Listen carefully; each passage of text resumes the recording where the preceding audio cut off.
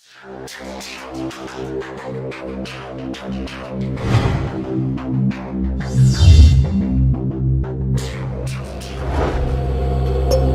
Paulo, Brazil, 1988. Gulf Breeze, Florida, 1988. Las Vegas, Nevada, 1990. Mexico City, Mexico, 1991. Wow! Whatever it is, it's something strange. What do all these cities have in common?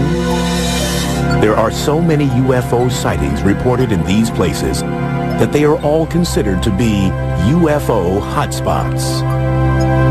A UFO hotspot would be an area that represents a high number of sightings of abnormal or unusual aircraft that are unidentifiable. It's been long recognized that UFO sightings tend to come in waves. In other words, there's an area of the country or the world where the number of UFO sightings increases for some unknown reason. There are theories about why these areas seem to attract UFO attention. To some, the reason is the natural forces of the Earth, like volcanoes and earthquakes. The UFOs appear to be observing us. Well, the UFOs have come to certain spots because of what's going on at the time. One of the things that seems to stimulate UFO activity is a major disruption in the Earth. Still others believe that human behavior is at the root of these sightings.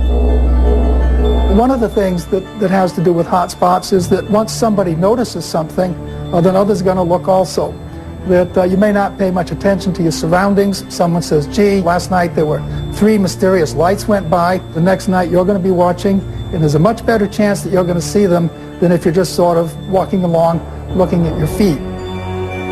According to the National UFO Recording Center, there have been more than 13,000 UFO sightings in the United States since 1990, making such places as the mysterious Area 51 in Nevada, Washington State, and Florida UFO hotspots. Still, with reports of UFOs coming in from as far-flung locales as Quito, Ecuador, Haifa, Israel, Stuttgart, Germany, and Sydney, Australia, America doesn't seem to be the only place getting these unexplained visits. Many people don't realize that UFOs are not seen only in the United States, they're seen all over the world. There are hotspots all over the world. Brazil is one of those hotspots. With 549 sightings, Brazil was second only to the United States in reported UFO activity in 2001.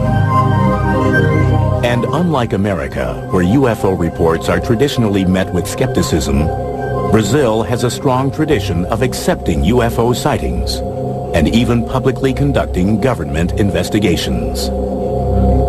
Generally, South American countries are more open to this type of thing. There are other cultures that are more tolerant of people's perceptions, their emotions. They're more open to events that may be part real, part mystical, and they do not have the same strong norms, you might say, against reporting unusual or paranormal kinds of experiences. We also have to think in terms of the kinds of religions that predominate, in that if you have religions that make opportunity for saints and angels and things like that, the idea of powerful visitors from afar is, I think, much more easy to accept. October 15th, 1957. Brazil is the location for one of the world's first accounts of an alleged alien abduction. Antonio Villas-Boas was a young man. He was driving a tractor in a field. He claimed he saw an object come down out of the sky and land nearby.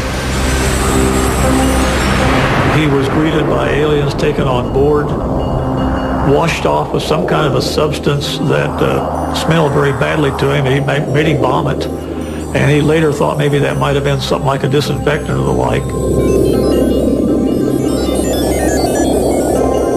While he was in this enclosure, a female alien type came in and had sex with him.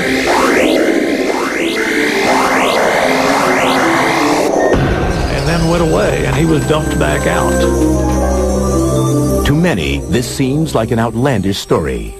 But Villas-Boas' reluctance to profit from the incident lends the tale an air of credibility in many quarters. And several months after the incident, the story gets some scientific backing when he is diagnosed with radiation poisoning. He is examined by Dr. Olevo T. Fontes, a professor of medicine at the National School of Medicine of Brazil. One of the very important people in Brazil was a Dr. Olevo Fontes. He was a medical doctor. He worked for the Brazilian government. He investigated the case, and he said that as far as he was concerned, it was a good case. It really happened the way that the young man said. Less than 6 months after the alleged Villas-Boas abduction, the Brazilian Navy has a well-documented encounter with a UFO. In February of 1958, aboard the Almirante Saldanha, a civilian photographer named Almiro Baruna takes 5 photographs of what seems to be a ringed, oval-shaped object. The photographs are shown to Juscelino Kubitschek, the president of Brazil. Not wanting to keep this information secret, Kubitschek releases the pictures to the public, and they soon appear on the front pages of the nation's newspapers. That particular UFO was never seen again, but UFO incidents like that on board the Almirante Saldanha continue to be reported to this day in Brazil. In the mid-1990s, Brazil's UFOs again make worldwide headlines. On January 20th, 1996, it is alleged that extraterrestrials were recovered in Varginha, Brazil. The emergency personnel were called in. They were able to recover one of them for certain, as rumor has it, and allegedly took it to a local hospital. According to unconfirmed reports, government doctors perform an autopsy on the alien. And of course, from this point, the trail goes cold, and no one is quite sure as to where that particular ET or alleged ET had disappeared to. Despite several purported eyewitness accounts, the Brazilian government, which has been so forthcoming in the past, denies the Varginha encounter and that an alien was ever captured. Everything that was in any way connected with this sighting somehow vanished.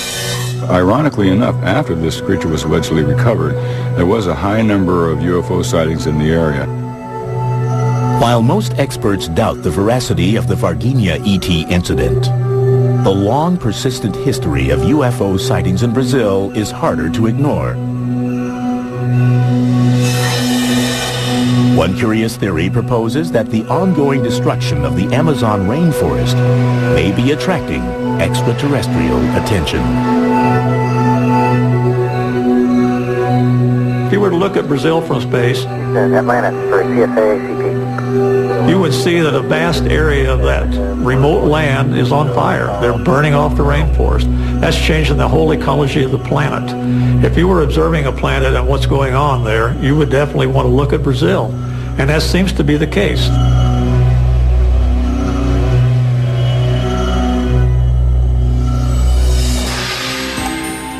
Coming up, in Mexico, mysterious images caught on tape during a solar eclipse seem to suggest that the world's sacred sites may be UFO hotspots.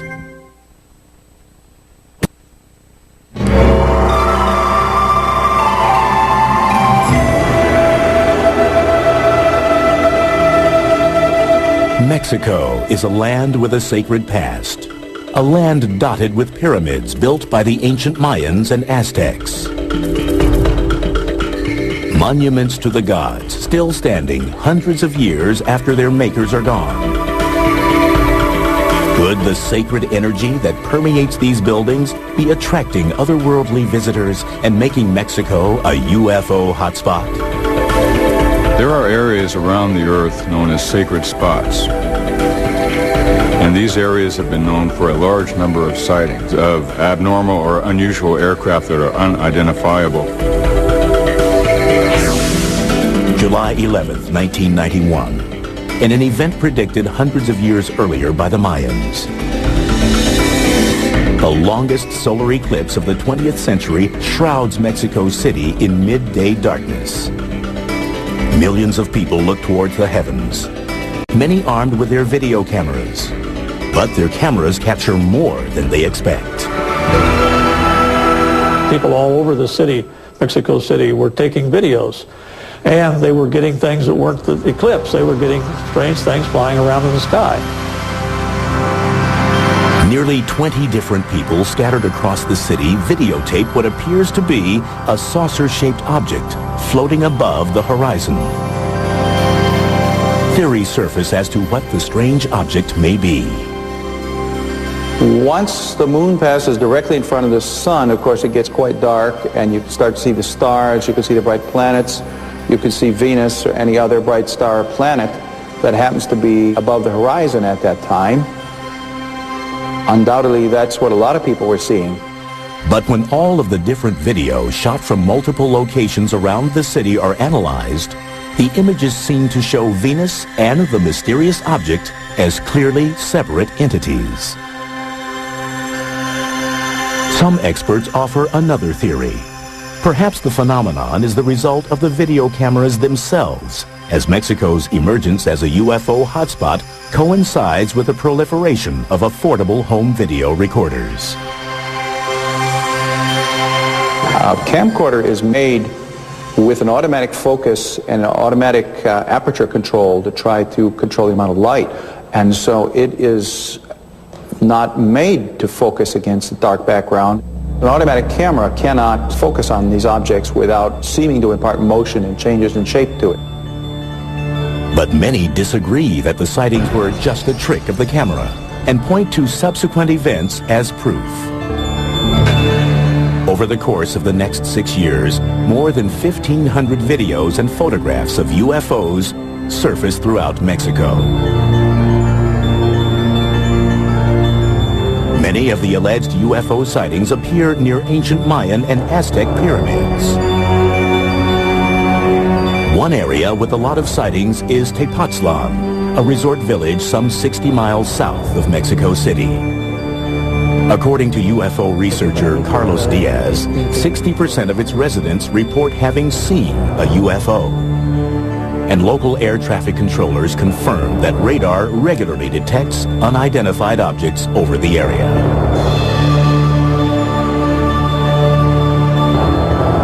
Tepoztlan is chiefly known for its ruins of a 14th century Aztec pyramid. To some ufologists, ancient sacred spots like this one represent power points that may be attracting UFO activity. There are many power spots around the world where there's certain geological activities and fluctuations in the fields. You might call them vortexes or portals, where there is a lot of UFO activity.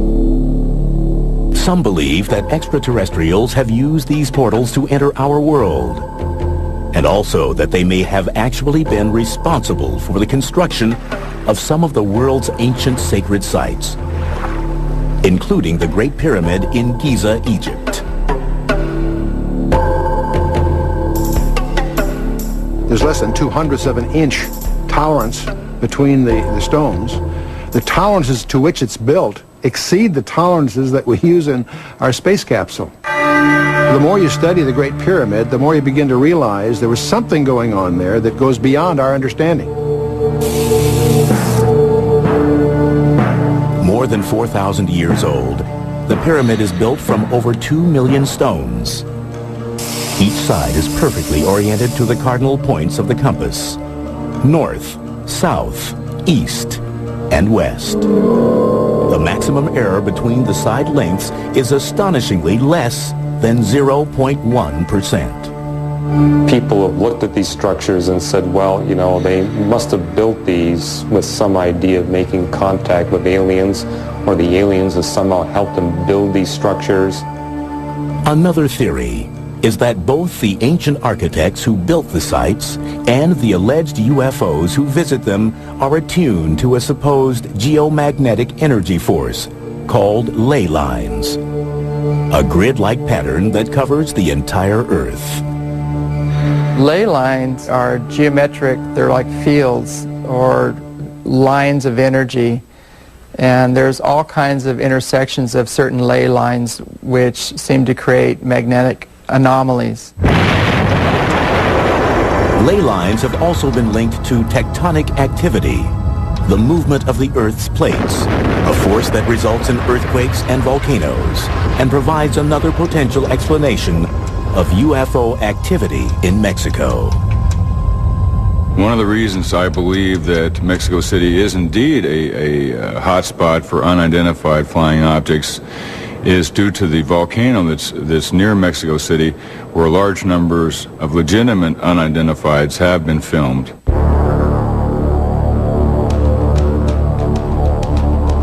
UFOs have frequently been reported near Popocatépetl, Mexico's Smoking Mountain.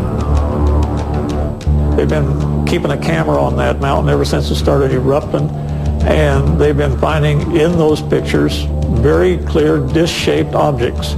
Now, some people have tried to explain them as rocks that are blasted out of the volcano, and they take an aerodynamic flight path and look like there's something flying when they're not.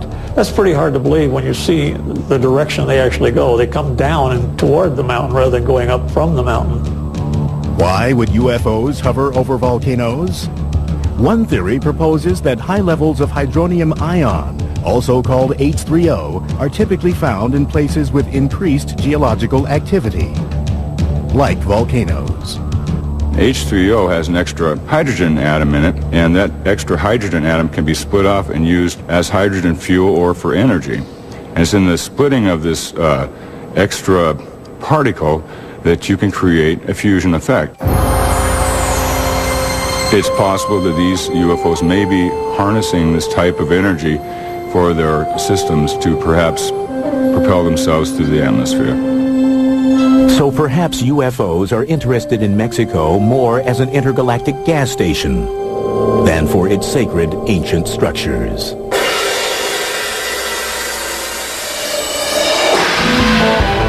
Coming up next, 10 of America's nuclear missiles suddenly shut down as a glowing disk hovers above Malmstrom Air Force Base.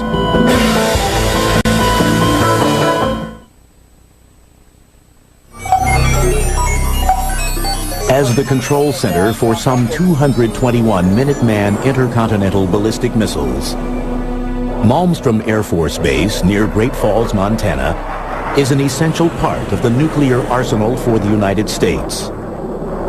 For decades, Malmstrom and other strategic air command centers like it have been the primary potential targets for the country's enemies. But many UFO experts wonder if these bases have also been attracting a different kind of attention. Are America's nuclear installations UFO hotspots?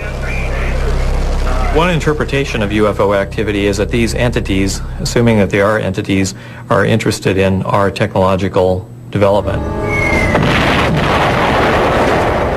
We're a very violent species, as you know if you watch television at night. So that alone is a reason that they would have to pay attention to what we're doing. March 16th, 1967. Reports of UFOs at Malmstrom seem to demonstrate an extraterrestrial interest in America's nuclear forces. The way it happened, according to Robert Salas, who was stationed underground in one of the missile complexes, was that he received a phone call from a security guard up on ground level, saying, in effect, that there was a large, red, glowing, disc-shaped object hovering in front of the facility. And the guards were extremely frightened about this, as you can imagine. He kind of laughed and sort of said, you know, back off. The security guard called a second time, saying, even more panicky, that the UFO was now hovering right outside the gate and was very close. They were observing the status board in the launch complex, and they noticed that the missiles started going offline. Clunk, clunk, clunk, clunk, clunk. 10 of the missiles, one at a time, just boom, boom, boom, boom, shut down. The missiles quit functioning. So we were really out of business as a nuclear deterrent at that time. The incident in Malmstrom is neither the first nor the last time that the security of the United States nuclear sites is supposedly compromised by a UFO incursion. This supposed trend in UFO activity is noticed as early as 1952 by Captain Edward Ruppelt, the first chief of Project Blue Book, the Air Force's official investigation of UFO reports. Ruppelt discovers what he calls an ominous correlation between UFO sightings and the locations of the nation's nuclear facilities.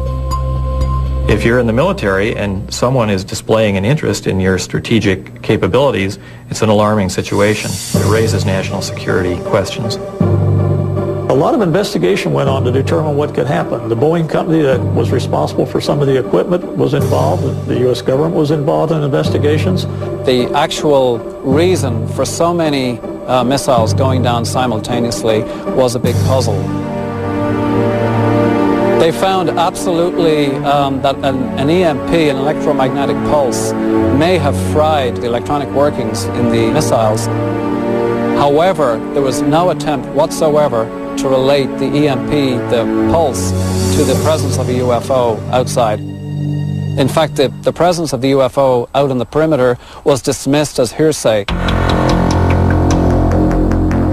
We have no hard evidence that there really were any UFOs there. Nobody got any clear photographs or videos or anything like that. We just have somebody's perception that they went out and they saw a light in the sky. But the source of the EMP, a radiation wave that disturbs the function of electronic equipment, remains undetermined. And the government has never explained why so many missiles malfunctioned at the same time. It's important to bear in mind that these missiles are designed to be independent systems. So if you do something to affect one missile, it won't affect all the other missiles because they're totally separate. So whatever caused this event was able to shut down a whole variety of missiles that were spread around a large geographical area around the launch control complex. Fewer than 10 years later, 5 Strategic Air Command bases, including Malmstrom, are placed on high priority alert as a result of repeated reports of UFOs over nuclear weapons storage systems. In 1975, right along the northern tier frontier, in many of the different Air Force bases, Falconbridge in Ontario, Canada, Loring Air Force Base in Maine, Woodsmith Air Force Base in Michigan, Minot Air Force Base in North Dakota, and Malmstrom Air Force Base in Montana, all experienced a series of unidentified objects. Some of these were explained away as helicopters, some of them were explained away as unidentified aircraft, some of them were called UFOs, but the general theme was that Air Force space was being violated at random by a series of aircraft that should not have been there. At each of the bases, official logs record eyewitness accounts of the UFOs, and they are tracked by radar as well. In each case, the UFO reportedly hovers above the base, specifically the weapons storage area, for up to 40 minutes. All attempts to intercept or positively identify the UFO from the ground or with fighter jets in the air fail. The incursions are brought to the attention of the Commander-in-Chief of NORAD, the North American Air Defense Command. An investigation ensues. The initial thinking behind the unidentified objects over the Air Force bases in the northern tier was thought to be potentially Russians or else some other enemy. The only information we have is that the eyewitnesses described objects that behaved in a very unusual fashion, that they glowed red, for example, and it doesn't sound like any technology that the Soviets had at that time.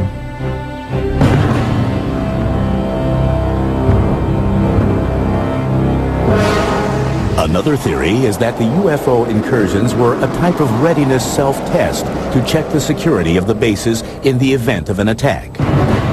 But if it was a test, the bases performed poorly. The Air Force personnel were completely at sea as to what was happening. They were actually calling the law enforcement people in Great Falls, Montana for help because unidentified aircraft were buzzing them in missile-controlled silos. They had no idea what was going on. Aside from acknowledging that unexplained events have occurred at the northern tier bases, the U.S. government remains characteristically silent on the question of whether American nuclear installments are indeed UFO hotspots.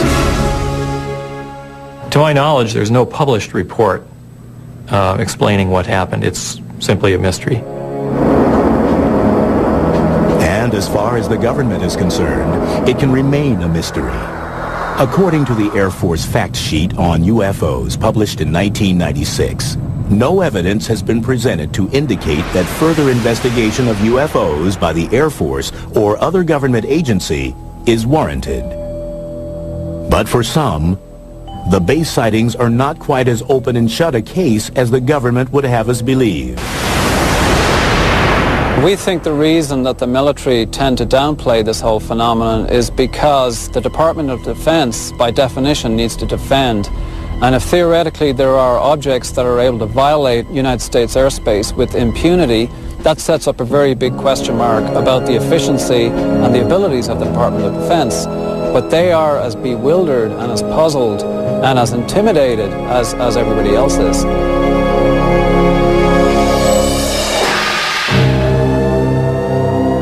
Coming up, amazing photographs and multiple sightings in Gulf Breeze, Florida divide the UFO community. Is it a hotspot or an elaborate hoax?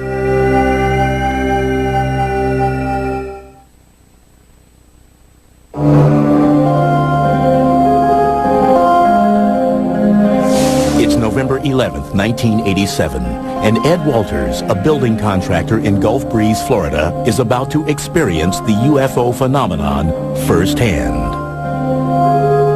As he would later recount, Walters looks up from his desk and sees what he believes to be a UFO. He grabs his Polaroid camera and ventures outside. Walters manages to snap a photo of what appears to be a glowing, dome-shaped bluish-gray craft hovering about 200 feet in the air. From 1987 to 1992.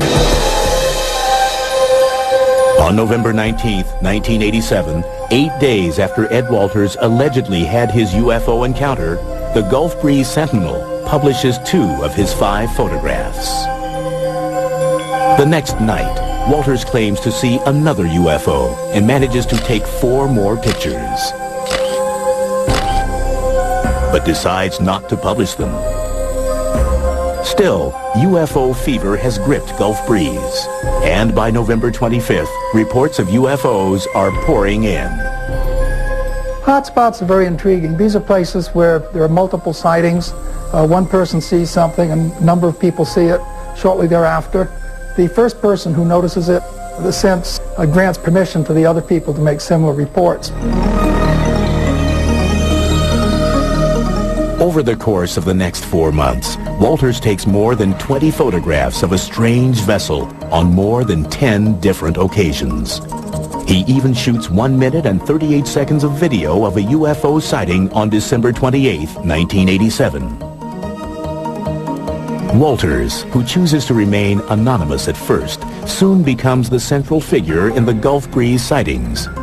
But he isn't the only one who is seeing strange things in the night sky. Pensacola area, Gulf Breeze area, is not just Ed Walters. There were literally over 130 UFO incidents involving more than 200 witnesses in this area. And Ed Walters was only involved in 34 of those incidents. But it is Walters whose photographs and claims attract the attention of MUFON, the Mutual UFO Network, a non-profit organization that studies UFO phenomena. In February 1988, MUFON provides Walters with a specially designed tamper-proof camera in order to authenticate his UFO experiences.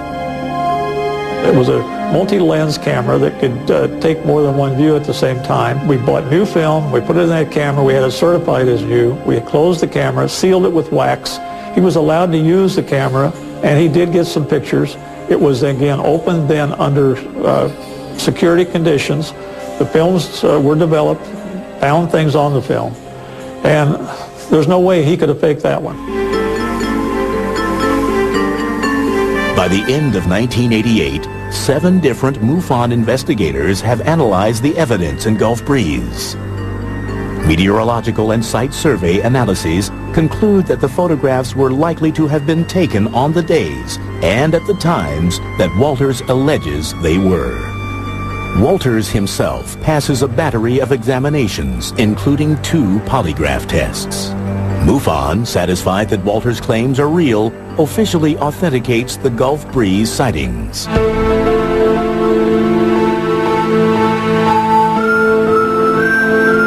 But in 1990, new doubts surface regarding the Ed Walters case. First, a model that resembles the UFO in Walters' photographs is found in the attic of his former residence in Gulf Breeze. Then, in July of that year, a teenager named Tommy Smith alleges that he witnessed Ed Walters faking the UFO photos. MUFON begins an investigation on a skeptical stance. It's like any private investigation or any police investigation. We go about it the same way. And like in any crime case, if more evidence comes along, we'll reopen a case.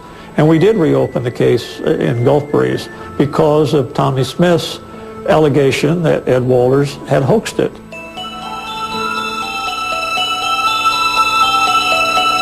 MUFON sends 2 new investigators, Rex and Carol Salisbury, to Gulf Breeze. The Salisbury's findings indicate that Ed Walters doctored the photographs, particularly one called Photo 19, that shows the reflection of a UFO on the surface of a road. The Salisburys believe that the photo was most likely made by using a small model and double exposure. But their conclusions are rejected by MUFON. They believed that the other sightings at Gulf Breeze were real. They stated that in their reports. They just didn't believe Ed Walters. Basically, MUFON fired them and sent somebody else in to authenticate, quote-unquote, the sighting. The new investigator, named Gary Watson, questions the veracity of Tommy Smith's testimony. He also alleges that the model UFO found in the attic of Walters' former home was planted by someone who wanted to discredit Walters. Watson concludes that Ed Walters' photos and story are true. Despite the controversy over the Walters sightings, reports of a new UFO begin to emerge in Gulf Breeze. Instead of looking like ships or vessels, the new sightings are characterized differently. There were various kinds of lights that were seen. Big red globes, little white lights, some lights that maneuvered, some hovered, some shot away, some just disappeared. Wouldn't you know it? From 1990 through 1992, residents of Gulf Breeze see the strange lights so often that they give them a nickname, Bubba. They organize sky watches, and by 1992, there are 170 recorded UFO sightings of Bubba. But then, in 1992, the lights disappear as mysteriously as they had appeared 2 years earlier. The lights have never been explained, and the Ed Walters case still divides the UFO community. Although strange lights are still occasionally seen in Gulf Breeze, it is no longer considered to be a UFO hotspot. Whatever supposedly was going on in Gulf Breeze, it's not going on anymore. Oh, look at that. Look at that. Oh, it doubled. There it goes. It's doubling. Up next, a Washington state man claims to be living in the middle of one of the world's major UFO hotspots. Here, from the same area, same location, different eyewitnesses that appeared to corroborate, we would take those reports seriously. And one alleged hotspot that is raising some serious questions in the UFO community is the Yakima Mount Adams area in southeastern Washington state. The Yakima Indian Reservation in Washington has the appearances of being a UFO hotspot for many years. UFOs have been reported from the fire towers, from rangers, from people camping, that sort of thing, over and over and over. James Gilliland is the owner of the Sattva Sanctuary, a UFO-friendly spiritual retreat located nearby. He claims the whole area is rife with UFO activity. The sanctuary here is located right at the base of Mount Adams next to the Yakima Reservation, and it has over a 100-year history of recorded UFO activity. Well, I'd say this is probably one of the major hotspots in the world right now, because it's almost nightly that we see at least 1 or 2, if not 15 to 25 UFOs flying in the area. Gilliland and fellow seekers gather regularly in the summer months for sky watches. They play music and meditate and wait patiently for UFOs to appear.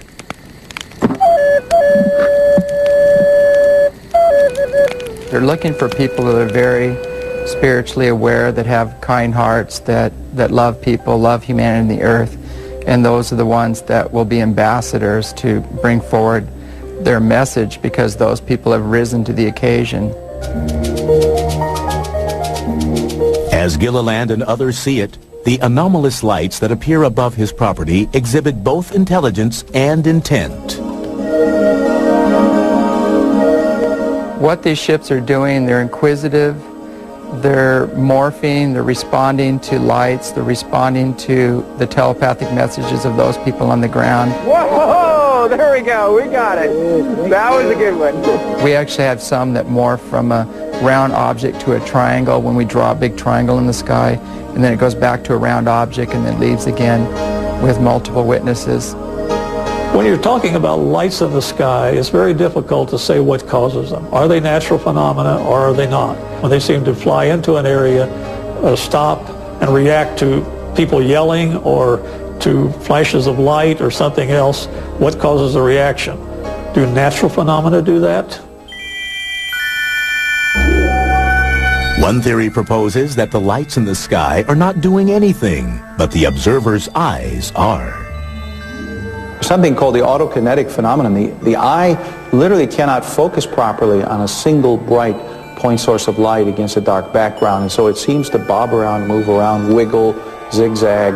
All these things are perfectly normal behavior, but it's the behavior of your eye. It's not the behavior of the object itself in those areas. But it's a psychological, sociological kind of a thing. It's not related any way to what's actually up there. The major portion of people that are coming here are more aligned to trying to understand the experience on a more spiritual nature, but we do have a lot of, we call them looky-loos, that are coming just to try to see one.